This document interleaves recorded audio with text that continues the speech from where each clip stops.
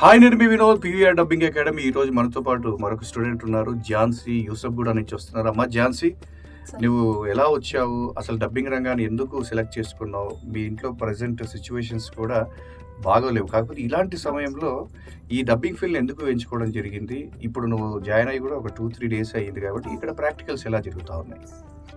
నాకు ఇక్కడ మాకు తెలిసిన అంకుల్ ప్రిఫర్ చేశారు సార్. నేను ఇక్కడ యాక్చువల్గా ఇంకా ఎలా ట్రీట్ చేస్తారో, ట్రైనింగ్ ఎలా ఉంటుంది అనుకున్నాను. కానీ నేను అనుకున్న నా థాట్స్కి డెఫినెట్లీ నాదే రాంగ్ అని ప్రూవ్ అయ్యింది. ఇక్కడికి వచ్చాను. ఇక్కడ మీరు చూపించే ట్రైనింగ్, మీరు చూపించే ఎఫెక్షన్, ప్యాషనేట్ మా మీద, ఇట్స్ అబ్సల్యూట్లీ రైట్ సార్. ఎందుకంటే నేను ఇంతకుముందు చాలా డబ్బింగ్స్ గురించి విన్నాను. బట్ ఇక్కడ ట్రీట్ చేసే విధానం కానీ, మీరు ట్రైన్ చేసే విధానం కానీ నాకు చాలా బాగా అనిపించింది. లైవ్లో మీరు కొంచెం టీవీలో చూపించి మీరు డబ్బింగ్ నేర్పించడం, అది నాకు చాలా బాగా నచ్చింది సార్. హోప్ మేము ఇంకా మంచి స్టేజ్లో ఉంటామని మేము అనుకుంటున్నాం ఇక్కడ ట్రైనింగ్ తీసుకుని.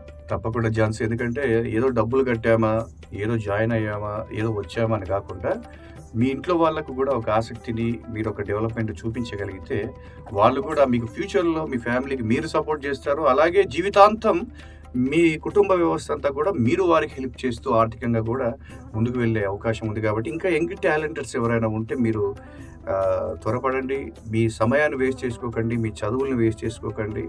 మీకున్న టైంలోనే దీన్ని నేర్చుకోండి. ఇక్కడ 6 నెలలు 7 నెలలు మీరు ఎన్ని రోజులు వచ్చినా కూడా కోర్సు ఇవ్వడానికి మేము సిద్ధంగా ఉన్నాం. కాబట్టి మాకు ఇక్కడ కళాకారులు స్టూడెంట్స్ అనడం కంటే మేము డబ్బింగ్ ఆర్టిస్టే అని అంటాను. కాబట్టి ప్రపంచం మొత్తం వ్యాపించింది వాయిస్ రంగం. అలాగే ప్రపంచంలో ఎన్నో సినిమాలకు, సీరియల్స్కి, డాక్యుమెంటరీస్కి, వాయిస్ ఓవర్స్కి మీ అందరి అవసరం ఉంది. కాబట్టి ప్రపంచంలో 700 పైచిలకు తెలుగు భాషలు ఉన్నాయి. అలాగే ఆల్ లాంగ్వేజెస్. అలాగే అందులో మనం ఈరోజు చేస్తుంది దాదాపు 12 లాంగ్వేజెస్లను మాత్రమే తెలుగులోకి చేస్తున్నాం.